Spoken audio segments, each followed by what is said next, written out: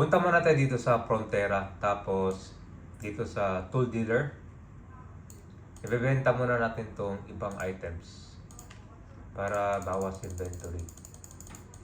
Ito kasi hindi na yan gagamitin.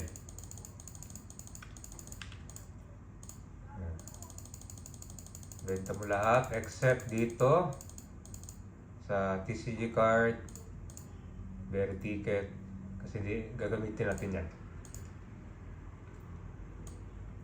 Ngayon punta ka dito sa gitna. Ito na yung solo pack items natin. Ito. So ito na yung mga cards and mga gamit. Okay? So tara. Ego 6 tayo. So nandito na tayo sa Alde. Pinutin mo na itong Kafra, Guild Storage. Headgear muna tayo. Pili ka lang ng isa dyan. Same stats lang yun sila, magkaiba lang ng design. Okay? Kunin natin to. So sa card, isang Marduk, isang Dark Snake Lord, tapos isang Orkiro card. Compound natin, Orkiro dito, Dark Snake, Marduk, tapos ito kasama sa solo pack na tong card na to.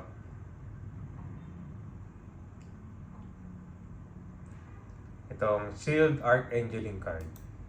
HP plus 8%. So lalagyan natin to. So meron natin headgear. Sa middle, itong Odin Mask. Sa lower naman, itong handkerchief mount.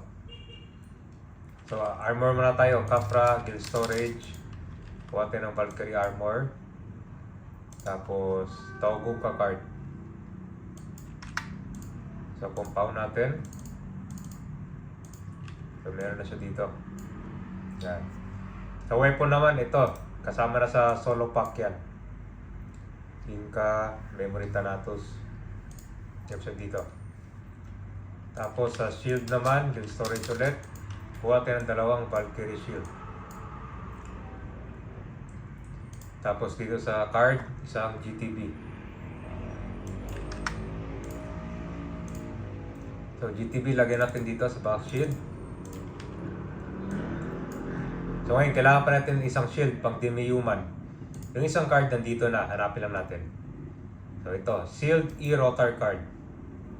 Reduce damage by Demi-Human 33%. So yan, compound natin. So dalawa na yung shield mo. Ang next card man, ito, GPS Prika lang. Tapos shoes naman, yung storage, Valkyrie shoes. Yung card niya nandito na. Kate o Ninetale. Ito, HP plus 20%. Tapos may reflect.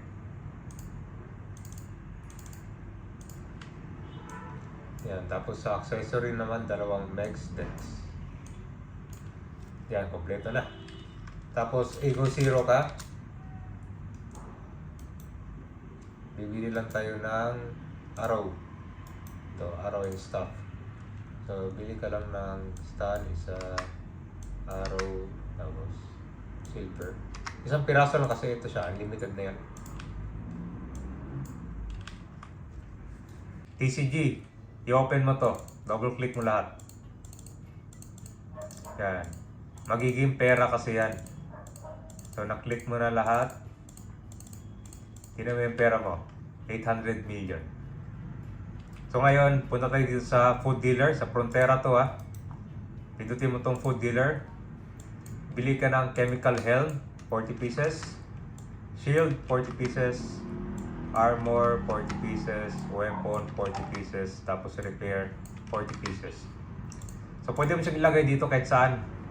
Ako kasi nilalagay ko dito sa skill bar para pang coat yan para hindi ka mabasagan ng gamit. So, discard mo na lang kung saan mo ilalagay yan.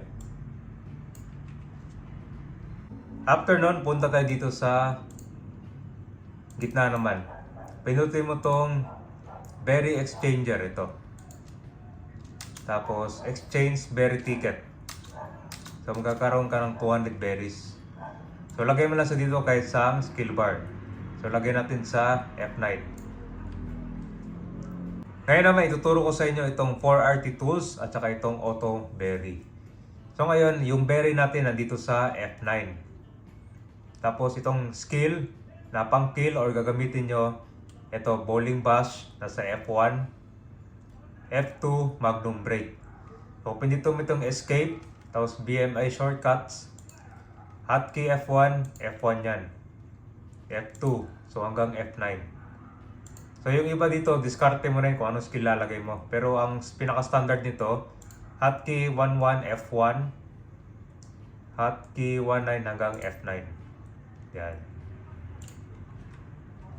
So meron na tayong F1, ito yung bowling bash, F2 magnum break. Okay? So next natin, buksan mo yung ELBS folder. Okay, ito ELBS origin. Open mo yan. Tapos pindutin mo tong 4RT tools. Yes. So may lalabas yan dyan.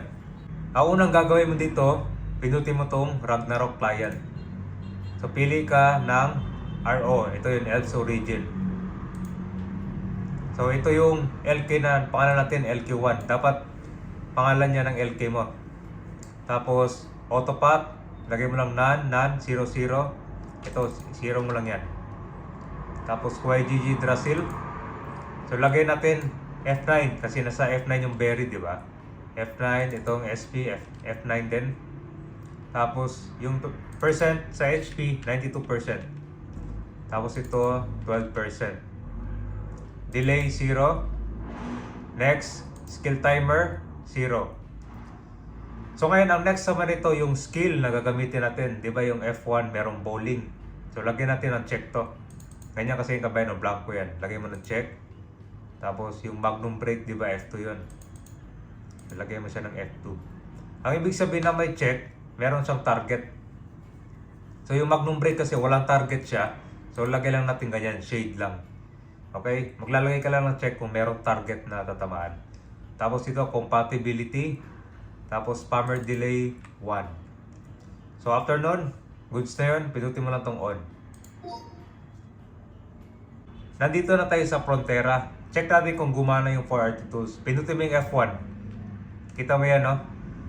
Nag-automatic spam siya kahit naka-hold ako sa F1. So itong F1, meron siyang target. Yung F2 naman, walang target. Spam lang siya, tinan mo ha.